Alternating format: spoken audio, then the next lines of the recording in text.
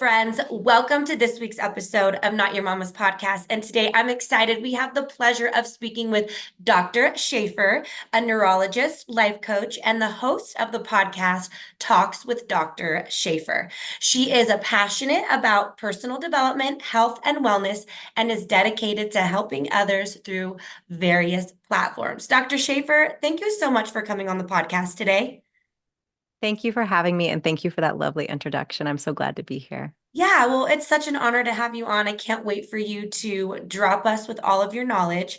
So, diving in to the topic right away, what are some simple steps our listeners can take to start their personal development journey? Hmm. So, as a life coach, it's really important to learn and to practice listening to your clients. And when you're starting your personal development journey and your growth and healing journey, you really have to listen to yourself, which is something that most of us aren't very trained at doing.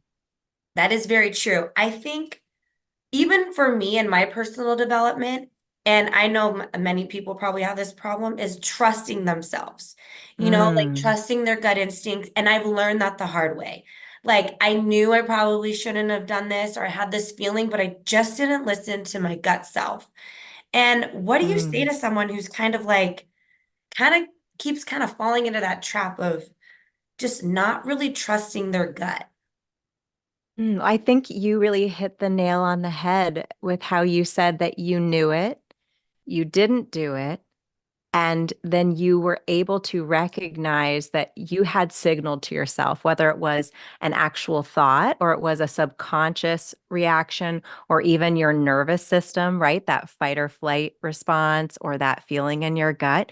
Hmm. You knew that you weren't safe. And that doesn't mean necessarily physically safe, but you Yeah. knew this wasn't the right choice or the safe choice for you. And you did it anyway. And when we do that too many times, we kind of instead of saying, I'm making these decisions, it's not working, I need to do something different, sometimes we start to believe in ourselves less and we say, I make bad decisions.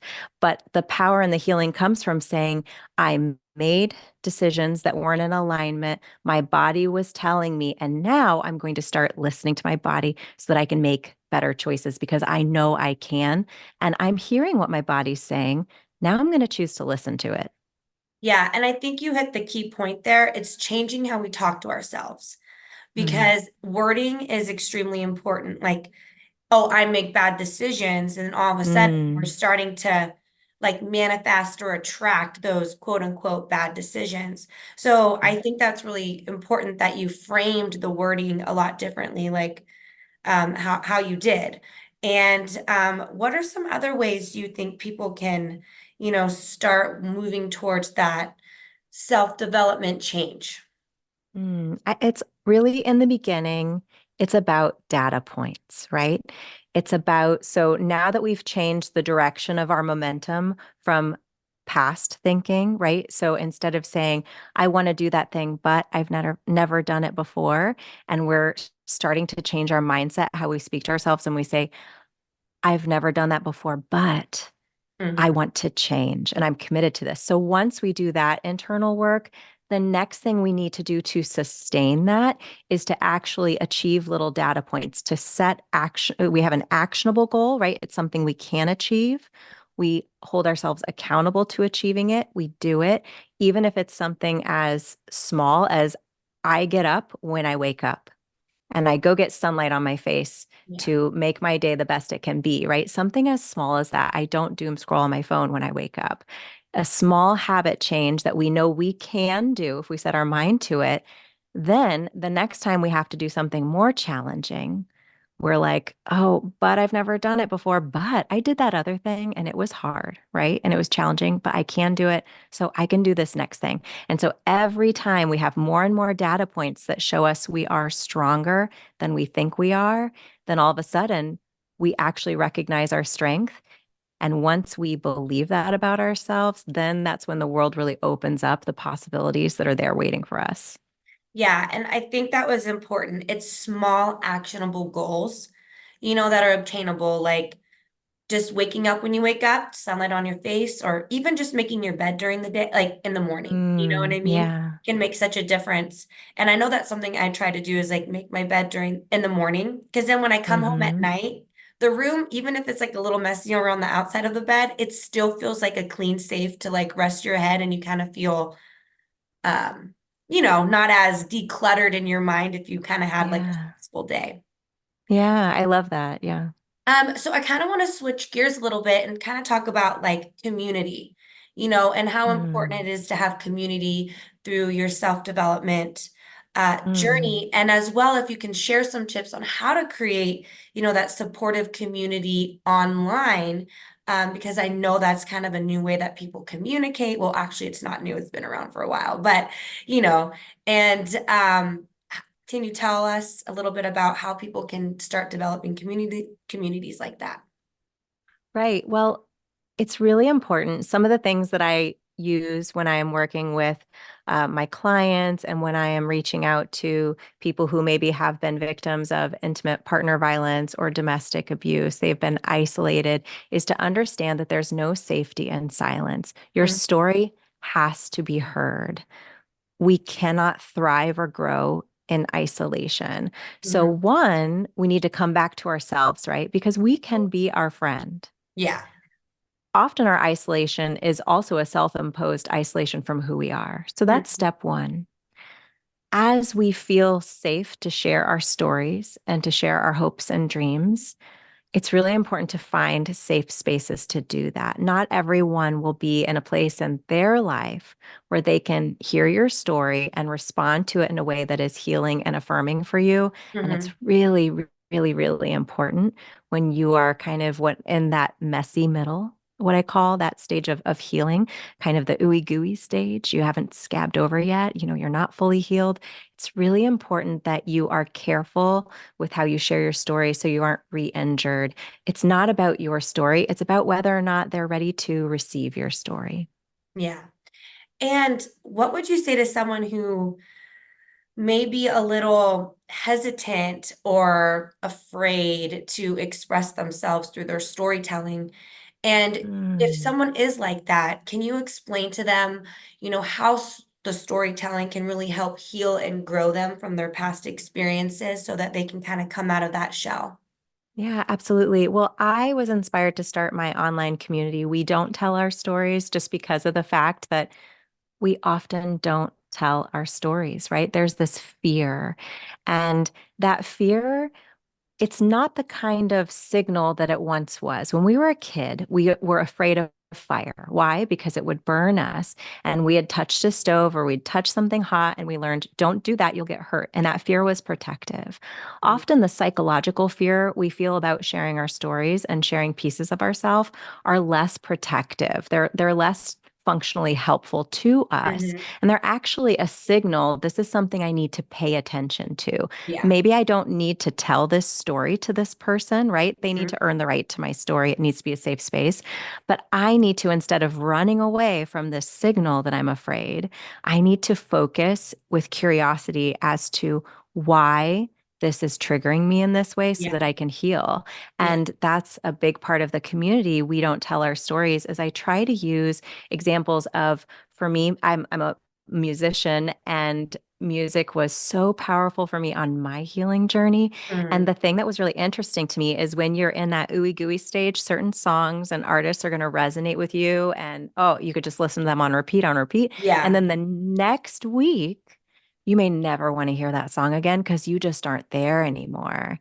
So I like to create this community where there are different articles and book recommendations and podcasts, and there are different music, which by the way, I just love where music has gone. I mean, the amount of affirming music and inspirational, strong music out there. When I think about when I was a teenager and what was out there, it's a different landscape now. There's so many artists writing incredibly affirming, impactful music. And so I try to share those so that you can, if you're in that ooey gooey moment and you don't feel safe to share it with a person in person, you can play that song. You can access that podcast because these ways of communication can save a life, just like reaching out to a person if they hold your hand and sit with you in that moment. Yeah, I read somewhere that music can trigger a memory like instantly. You know what I mean? It can bring back a Mm, feeling, a memory like instantly, like when you first hear a song. And it's so powerful how music can really do that. And just like you said, I've had those days where I just had a song on repeat and repeat and repeat, crying with it, and mm, then shedding it. And then you're right. Like after I wasn't in that space anymore, it's like I don't even want to hear that anymore, you know? yeah. But and I think it's important to understand that like it's not just like journaling that can help heal you, but through music, Mm, through physical exercise and really sitting with yourself and listening, yeah. yeah, to what your internal thoughts are. And we just got to trust it. We have to take away, like you said, when you wake up in the morning, not be inundated with social media and have all these voices coming into our head, like politics that are going on, Mm, drama, friends mm. comparing, all that stuff of like what they are in their life. We just need to wake up and be present with our own selves. Exactly. That's excellent advice. Absolutely. Staying focused on yourself and the rest will come. When you lose focus on yourself and you go down someone else's path, that's never the key to happiness. So how can people access this community that you have? We don't share. Yeah, so yeah, it's www.wedon'ttellourstories.com. And also I have a Facebook community. I have a TikTok community. And I hope I don't lose the access to the TikTok community in future months with the changes here because I adore the TikTok community. It's such a great place, a great space for this sort of content. I really love it. So yeah, you can find me on social media for that. And then also, there's a lot of crosstalk with my Talks with Dr. Shafer podcast, my blog. And I really try to not only do solo episodes where I'm talking about these concepts and trying to help people on their growth journey, but also have really impactful guest interviews with people who are, for example, therapists who help Mhm. people heal from coercive control or survivors of sexual violence, all sorts of people who have come through so much Mhm. and they have this story, and then they have the new story that they created for themselves once they took the pain off, kind of like a backpack. They set it down and then they just took the lessons forward and they decided, I'm going to build something for myself. This doesn't have to define me. Yeah, you bring up a good point. Like your book is still not written yet. It's Mm. like that. The rest is still unwritten. I'm forgetting her Yeah, name yeah, right now, yeah. but it's like, Bedingfield, yeah, Natasha it's Bedingfield. Yeah. like your story isn't done yet and it's not complete. Mm, You have the control to figure out how you want the rest of your book to look like.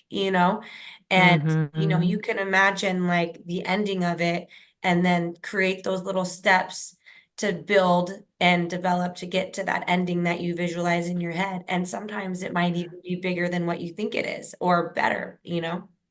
I think it always will be if you take the time to visualize it and stay focused and accountable to it. You say, this is mine. I believe Mhm. it. You commit to it. I think it always will be bigger than you believe because it's going to take on steam and momentum as you keep your focus forward. And I really want to inspire people to do that for themselves. Yeah. And so before we dive into the next segment, is there anything you would like to shed light on or let our listeners know? No, I would just love them to come and check out the podcast. I'm so proud of the episodes. I'm so proud of being able to share these stories. Just today, I actually aired an episode with a former political prisoner of Belarus who was imprisoned as a student for participating in a peaceful protest while she was at school. She was singing songs outside of her college between classes and, sharing her story of hope and resilience and what she's trying to do.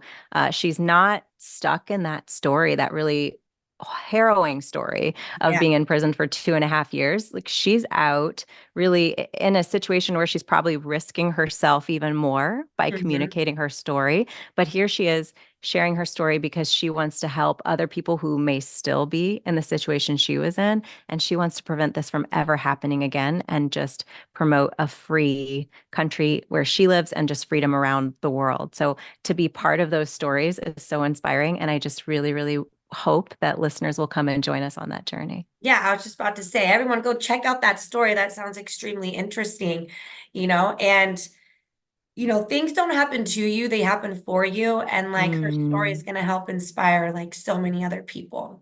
And yeah. and to not be afraid to like speak up for your truth, you know what I mean? And not to be afraid. And I like I said, I'd highly suggest everyone to go listen to that because and that sounds very inspiring. All right, well, it is time for the Power Mom Chronicles. And Dr. Shafer, I cannot wait to hear what your answers are. And my first question to you is, who and what inspires you? Ooh, I am so inspired by my children, and I'm inspired by the person that I am not yet, but I want to be for them. Yeah. And what's the essential part of your daily routine? Ooh, what is the essential part of my daily routine? It's just keep going and grow. And if you can't grow where you are, go where you can grow. Hmm. And what is something you wished you knew when you were younger? Oh, what a great question. And could I have digested it when I was younger? I think we get information really in its own time. The one lesson I really want to impart upon young people is their wholeness and their power. That I think sometimes younger generations, we didn't necessarily receive that message, at least not consistently. And when I see my young daughter, and when I give her that message and I see everything that she does, she just runs with that message. And it's so beautiful and inspiring. And not only does she run with that message from me, but then she says, Mom, I want to teach other young people how to live this way because I'm inspired. And she's 10. Yeah. So I am just so excited about trying to encourage people to see themselves as whole and to just lean into their possibilities. And my last question to you is the best advice you've ever received. The best advice I've ever received. So I wouldn't say it was advice. It was the best question I'd ever been asked. And it was by my best friend. And it was in a really challenging time in my life where I'd really kind of lost myself. Hmm. And he asked me, Do you know that you matter? Mm. And I Yeah. think when it comes to advice, advice is really tricky, but you can never really go wrong with asking a genuine and curious question. And you can go really right, especially if you stand by to hear the answer and help them grow and sit through the realizations that come with it. So I would say the best advice would be not to give advice and to just ask meaningful questions and be there for the answers. Exactly. Well, Dr. Shafer, it was such an honor to have you on this week's episode of Not Your Mama's podcast. All of her links are down below in the show notes. Don't be shy, go say hi, and I hope to see you all in the next one. Thanks for listening.